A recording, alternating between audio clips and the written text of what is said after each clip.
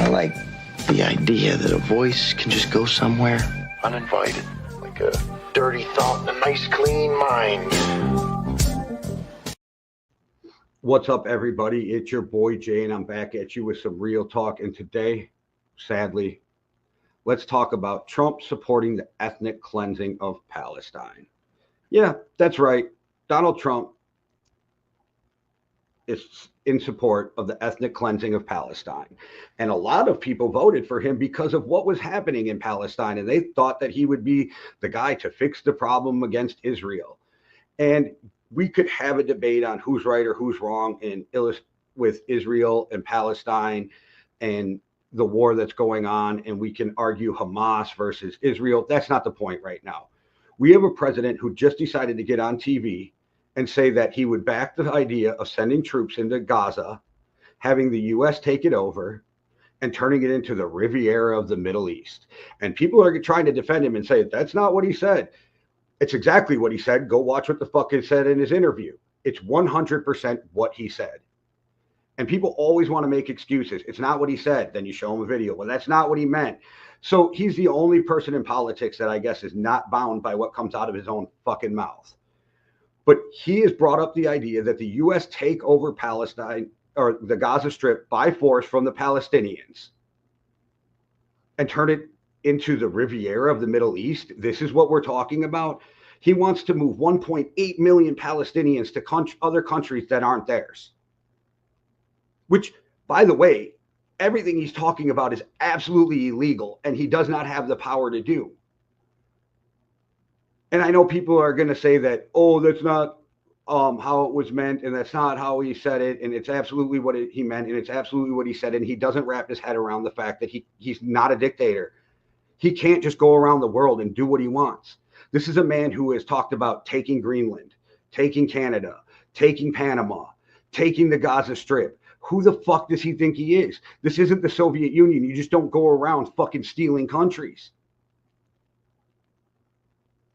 But to talk about the ethnic cleansing of 1.8 million Palestinians from the Gaza Strip, and the outrage doesn't seem to be there like it should be, which just fucking blows my mind.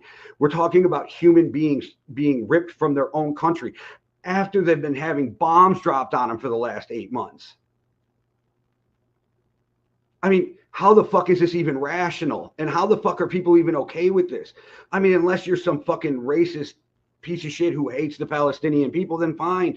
Then that's on you. And I kind of get that your racist ass likes what he's saying. But other than that, like, where the fuck are we going with this? The shit is getting fucking wild. And we're only a few weeks into this fucking presidency. Where does this fucking go from there? This man is talking about taking over fucking countries. And let's not bullshit people. Greenland, Panama, taking these countries, do you know who that helps? Putin. It helps Russia because there's sanctions against them in these canals.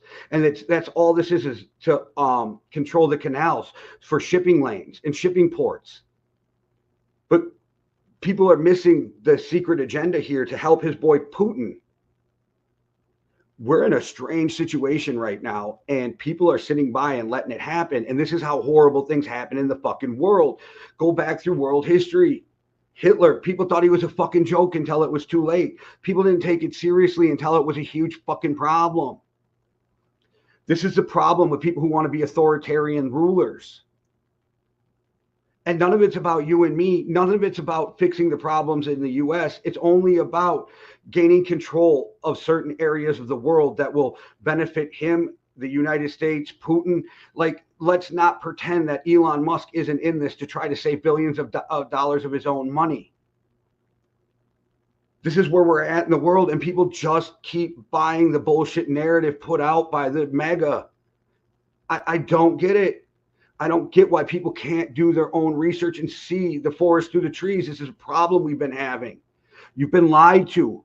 And it's not your fault that you've been lied to, but it's your fault that you keep believing it. It's a scary time in the United States right now, and it scares the rest of the world. The rest of the world is scared of what's going on with Trump.